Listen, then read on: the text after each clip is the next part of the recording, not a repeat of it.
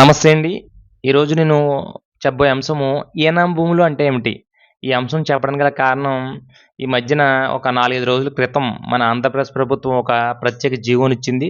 ఈనాం భూములను free hold చేస్తూ ఈనాం భూములు రిజిస్ట్రేషన్ చేయొచ్చని ఆంధ్రప్రదేశ్ అంతటా కూడా మారుమోగిన అంశం. అసలు ఈనాం భూములు అంటే ఏమిటి? అనే అంశం గురించి మీకు ఒక క్లారిటీ ఇద్దామని ఈ వీడియో చేస్తున్నాను. ఈనాం భూములు అంటే పూర్వం రాజుల కాలంలో రాజులు ప్రజల వద్ద నుండి పన్నులు వసూలు చేసేవారు.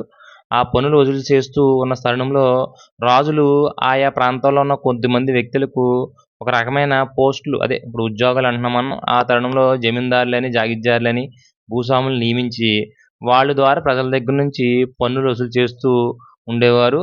కొన్నాళ్ళకి జమీందారులు, జాగీర్దారులు, భూస్వాములు కూడా రాజుల దగ్గర మంచి నియంత్రణని సాధించుకొని ఈళ్ళు ఏం చెప్తే రాజులు అదే వినేలాగా ఉండి, ఈ పన్నులన్నీ గూడా వసూలు చేయడంలో మంచి నైపుణ్యత కలిగి ఉండడం వల్ల రాజులు ఏం చేశారంటే, ఈ పన్ను కట్టించుకునే అన్ని విషయాలను గూడా ఈ జమీందారులకి, జాగీర్దారులకి, భూస్వాములకి ఆ భూములన్నీ గూడా కట్టబెట్టి ఈ వేల ఎకరాలని తీసుకోమని చెప్పడంతో, ఆ జమీందారులు, జాగీర్దారులు, భూస్వాములు కూడా ఈ వేలాది ఎకరాలను సాగు చేయలేక కొన్ని ఆ రాజ్యంలో ఉన్న ప్రజలకు కౌలుకిచ్చేవారన్నమాట. అప్పటి నుంచి ఈ కౌలుదారి వ్యవస్థని పుట్టింది.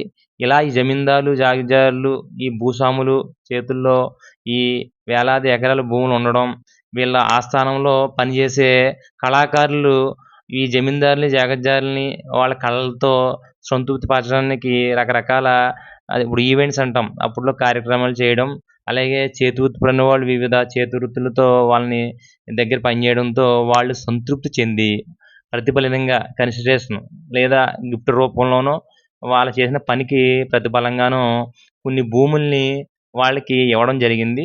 వీటినే ఈనాం భూములు అంటారు.